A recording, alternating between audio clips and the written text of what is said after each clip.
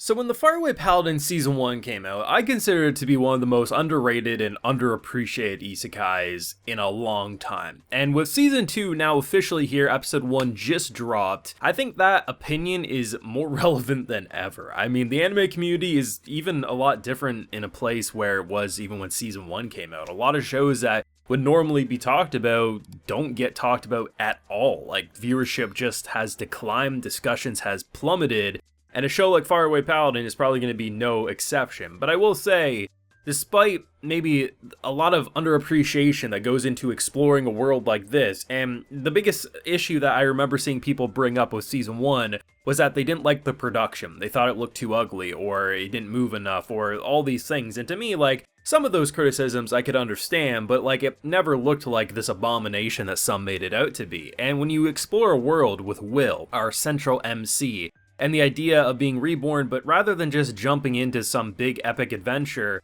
almost in a weird way, I'm going to make a comparison to Frieren, which is airing this anime season, where you slowly explore a world in such a human way, but in a different kind of unorthodox way at the same time. Because watching someone grow up with such an oddball group of parents and grandparents, mentor, and just the idea that we're at a point now where Will has kind of the weight of the world on his shoulders, even though it's really just a village, a city, right? He's trying to plan for 30 years in the future. If all we do is cut down trees, eventually there's going to be no trees to sell, where other people are like, well, if we're good right now, that's really all people care about. How about you just plant trees for 10 years from now? Just the way they can do such a slow burn episode, because that's what this was. This was a slow burn return to the world of Faraway Paladin. It's the idea of showing leadership, that stress that goes into it, and how it could easily put him into an early grave if he didn't have kind companions and family that can reel him back in and tell him to take a breather. Turned into an episode where him and B stumble through a maze-like magical forest where we meet a old homeless man who turns out to be one of the great mages, the teachers of this kind of academy. Also, we could get to a library, read a book about someone B used to travel with,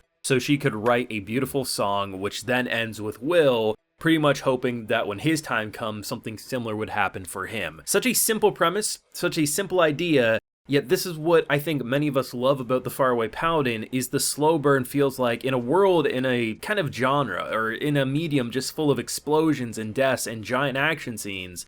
Faraway Paladin is okay taking it slow and just reminding us why this is such a special series for many people. Now, I do have a full live reaction episode 1 of Season 2 available on my Patreon, so if you would like to see that, it's over there if you're interested. Now, I am a huge fan of this, and honestly, it helps to be a huge fan because it's so easy when the author is so wholesome. Like, seriously, take a look at this.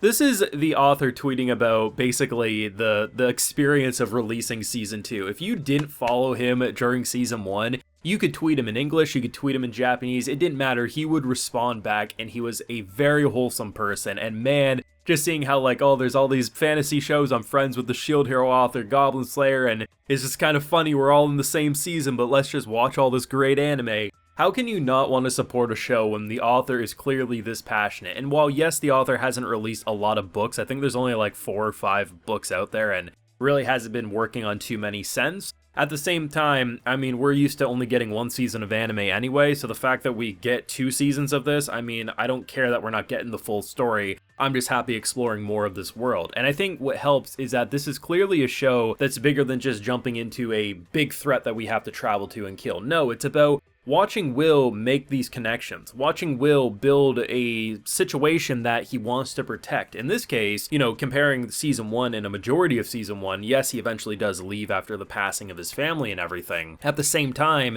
he's in a situation of leadership, and now he's being recruited to, like, the most powerful person in a city or in a country to help him with his problems, right? There's a lot there. And he is a fairly young guy at the end of the day, so what does he do? Is he doing too much, too little? And watching that is a fun political story right there. It's a smaller political story, but it's fun nonetheless. And if you compare the opening, there's definitely a lot of very fun things on the horizon, big action moments, which Season 1 did have quite a few. But I think the thing that really hooked me in so much was how they explored characterizations. And the reason I compare it to Frieren in this season, it is different, don't get me wrong, but when you look at a show like Frieren in terms of watching an elf learn what it is to be human, appreciate the time that is so small in her life because she lives for thousands of years, but for a human goes by in the blink of an eye, right? So the idea of having Will basically know what it is, not only to lose his own life given the reincarnation angle, but also losing his family and having a family that is so different than what you would associate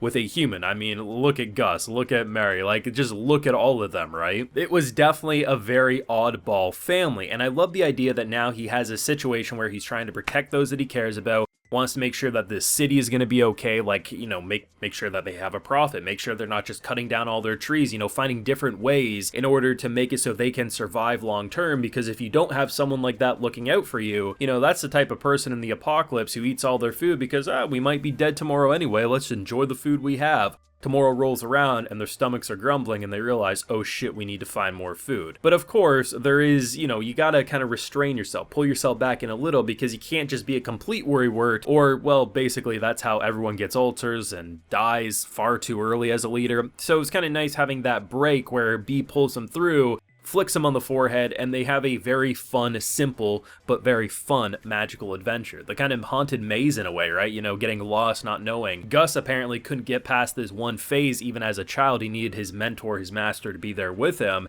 And it's no surprise, I really like what they did. So you have this old man who turns out to be the kind of wizard who ends up helping us throughout the school there. And this is kind of like what I like about Faraway Paladin. Most times when you go to a magic academy, you're there to study. This, we're just going for a book. Like, it's so different than what you expect, right? But the idea that he's sitting around a campfire, oh, you know, you know how to use magic? Do you want to show me a little something something? Will's like, I'm no show pony. Gets by the first obstacle, the first test. The second one, which was interesting, was, oh, all this snow made all the firewood damp, so could you help a brother out? And of course, he could easily just dry the wood with a command spell here. But instead, he uses a practical way of drying, like leaning the wood up against the campfire. Doesn't set it aflame, but it lets it dry. I like the fact that it's all about, like, we're not going to let you in this building if you're just going to willy-nilly show us your magical spells and show how cool you are. No, he very much held it back. He has his principles, his beliefs, and that's what's let him come in. And I really like that. It's a very simple way. Maybe it's not explosive like, oh, show me your biggest fire spell. But in terms of a well-written experience, this is so much better. I think the best way to explain my passion for this show is there's so many shows where I will think, oh man, I talked about this for, you know, 5 minutes, right? You know, 5 minutes. And then I'll look at the time bar and I'll be like, oh, it's been 3 minutes. But that's not because it's bad per se, but just because I thought that's just how much I talked about. I just looked at Faraway Paladin. I'm 9.5 minutes into this. I cut a lot out because it's just like it's extra rambling that doesn't need to be there. But that does go to show that this show, an episode that can be summed down to as, we watched Will talk about selling trees and not cutting down trees, and then we watched Will and B get a book so that she could end up writing a song or a story about someone who she's long since forgotten in a lot of ways. And was there any action? No. Was there anything explosive? Not really. But this is actually one of the most interesting episodes I've watched this week, and that's why I like it. Will I continue to cover this on YouTube? I have no idea. I hope so. Not a lot of things I'm going to be talking about on Saturdays, but, you know, anime community just is a very different place anymore. Let me know. If there's a passionate cult following here, I will try to pump these out on YouTube, but no matter what, I will be watching this one for sure. But let me know your thoughts down below. Leave a like if you enjoyed. Subscribe if you're new around here. Of course, ring that bell so you can get notified when I upload more videos to this channel. Like I mentioned, we have a full live reaction over on my Patreon, and if I don't cover this on YouTube anymore, it will be over there no matter what, so just know that. And hey, while you're over there, you also get a video shout out. So today we have David Story, Travis Rains, Athmil, GG78CC, Cathical, and Leals. I appreciate the support, everyone. Please take care and have a good one.